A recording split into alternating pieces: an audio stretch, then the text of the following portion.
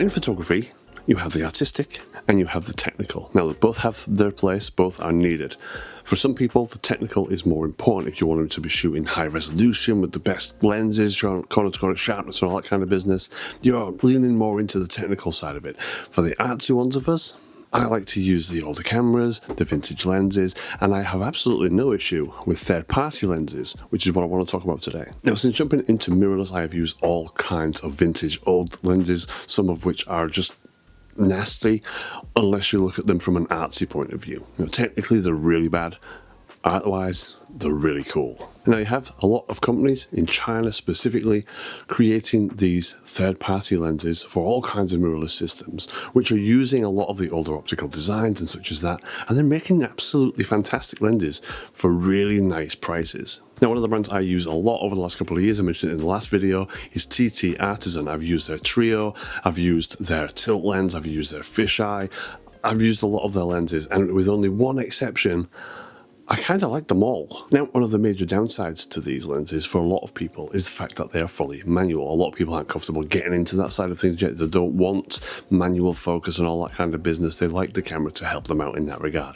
I'm not one of those people, so I've used these lenses and absolutely love them. But lots of these companies are now coming out with autofocus lenses, and TTArtisan is one of them.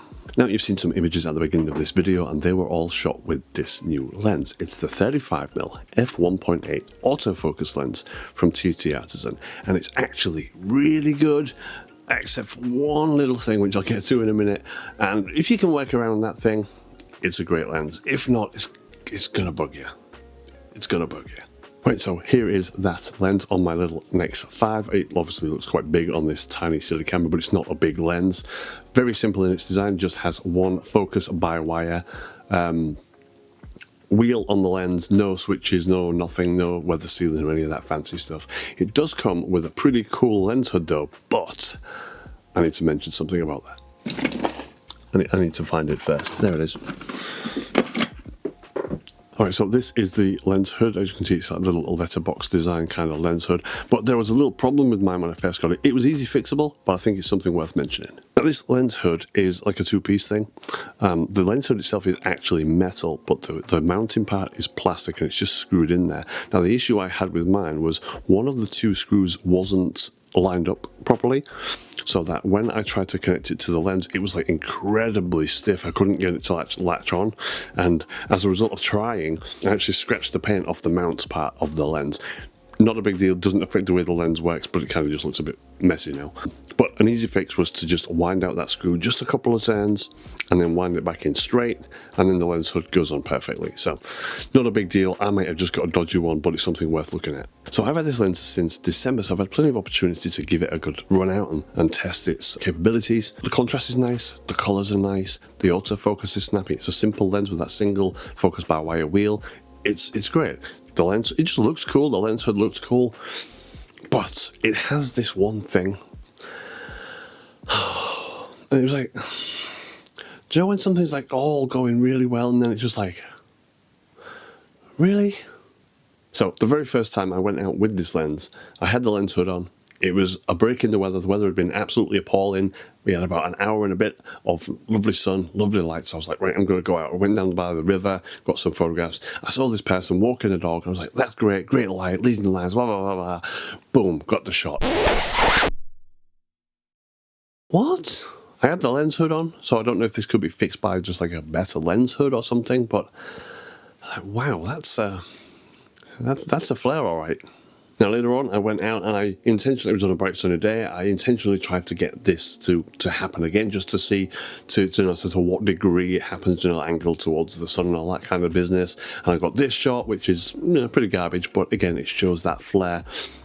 And honestly, it's something that's avoidable. I don't generally shoot sort of into the sun unless I want to go for a silhouette shot. I just wouldn't do it with this lens. It's as simple as that.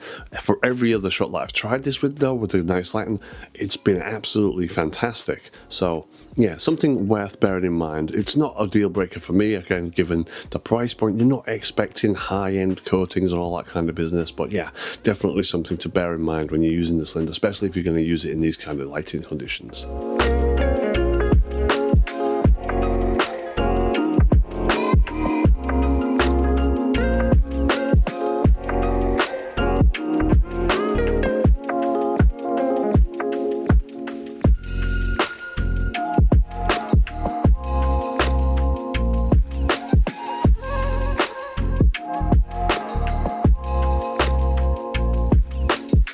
A couple more things to mention about this lens in terms of the technical side of it.